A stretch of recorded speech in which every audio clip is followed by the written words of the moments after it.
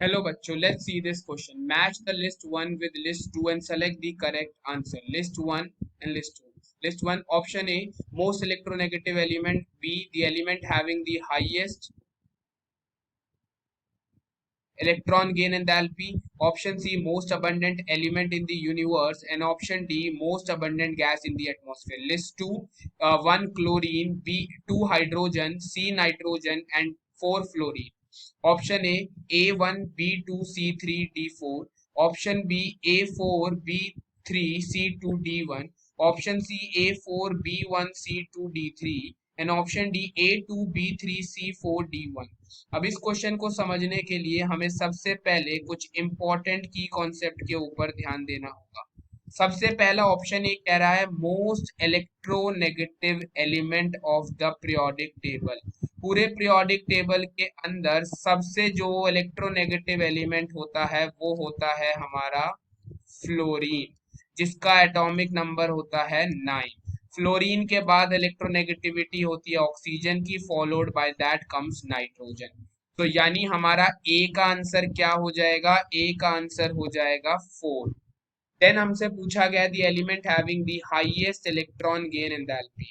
पूरे periodic table के अंदर किस एलिमेंट की इलेक्ट्रॉन गेन एंथैल्पी सबसे ज्यादा हाई होती है? इलेक्ट्रॉन गेन एंथैल्पी का मतलब क्या होता है?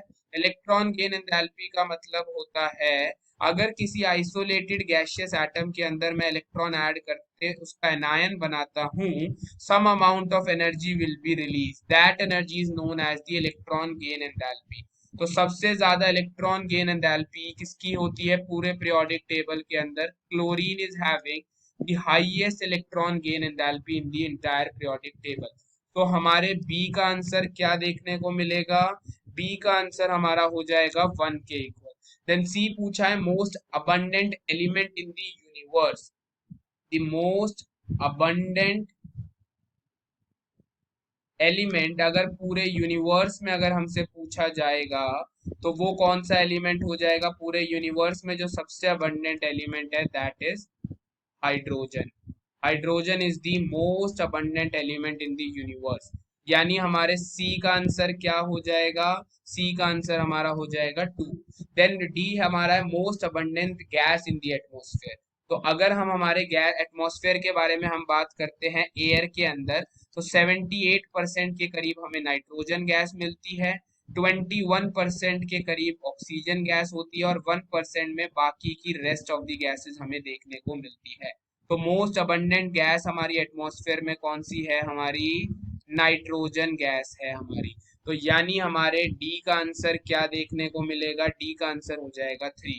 तो हमारा करेक्ट आंसर हो गया A4, B1, C2 and D3। तो correct option will be option number C. I hope you understood it well. All the best. Thank you.